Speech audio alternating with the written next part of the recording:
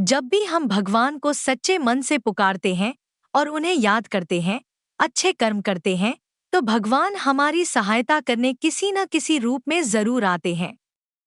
यह कहानी इसी सत्य को दर्शाती है। आज हम आपके लिए बहुत ही रोचक कहानी लेकर आए हैं, जिसे सुनकर आप अपने आंसू रोक नहीं पाओगे। चलो फिर शुरू करते हैं।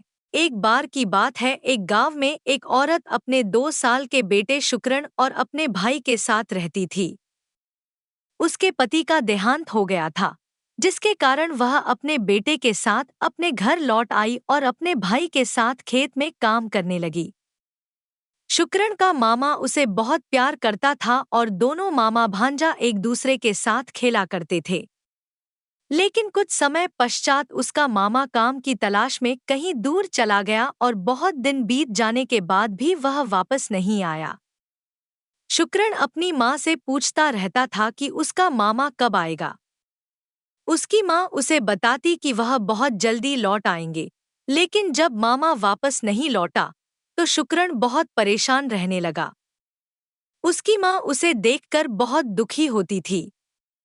एक तो उसे अपने भाई का दुख था कि पता नहीं उसका भाई जीवित भी है या नहीं, और ऊपर से उसका बेटा भी बहुत उदास रहता था।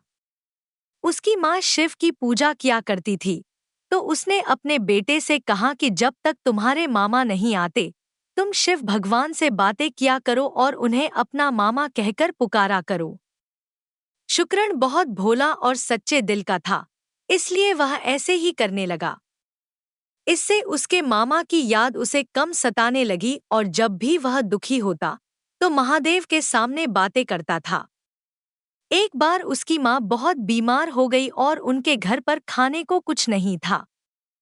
शुक्रण भोजन की तलाश में दूसरे गांव की तरफ चला गया। रास्ते में उसे एक सेब का पेड़ दिखाई दिया, जिसके नीचे शिवलिंग रखा हुआ था। गांव वाले उस शिवलिंग की पूजा किया करते थे। जब शुक्रण ने सेब तोड़ने की कोशिश की, तो उसका हाथ सेब तक नहीं पहुंचा। वह बार बार कोशिश करता रहा, लेकिन सफल नहीं हो सका। वह बहुत भूखा था और बहुत बोला था, तो उसने शिवलिंग पर चढ़कर सेब तोड़ने की कोशिश की। इतने में कुछ गांव वाले वहां आ गए और उन्होंने शुक्रण को बहुत जोर से धमकाया और कहा कि तुमने यह क्या कर दिया?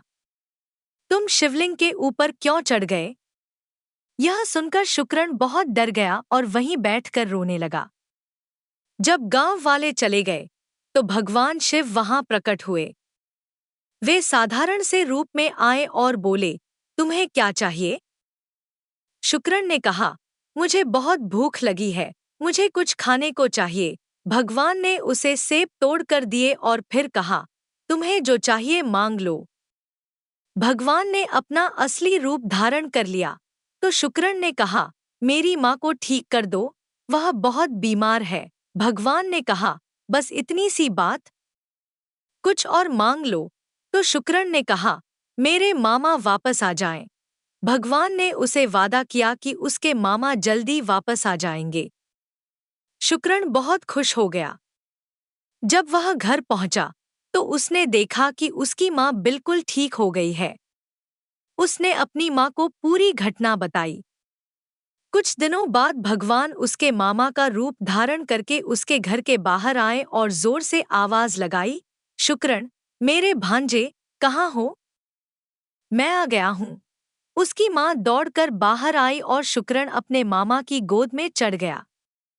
उसकी माँ यह देखकर बहुत प्रसन्न हुई, लेकिन कुछ देर बाद वह सोचने लगी कि उसका भाई तो इस दुनिया में नहीं है। जब रात हो गई, तो उसने समझ लिया कि यह उसका भाई नहीं है, बल्कि भगवान खुद उसके रूप में आए हैं। वह भगवान के पास जाकर उनके चरणों में बैठकर जोर-जोर से रोने लगी। भगवान ने कहा, तुम्हारा बेटा बहुत अच्छा है। मैं तुम्हारे बेटे के कोमल मन से बहुत प्रसन्न हूँ। मुझे आना ही पड़ा, नहीं तो मेरा किया हुआ वादा झूठ हो जाता। अगले दिन सुबह भगवान शुक्रण से कहते हैं, मैं शहर वापस जा रहा हूँ पैसे कमाने के लिए। वहां पर मेरा बहुत बड़ा काम है, मेरा जाना जरूरी है।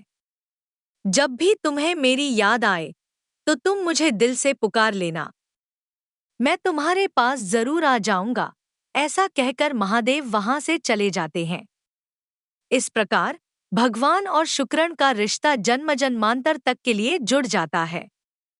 यह कहानी साबित करती है कि सच्ची भक्ति और पुकार से भगवान अवश्य प्रकट होते हैं और अपने भक्तों की सहायता करते हैं।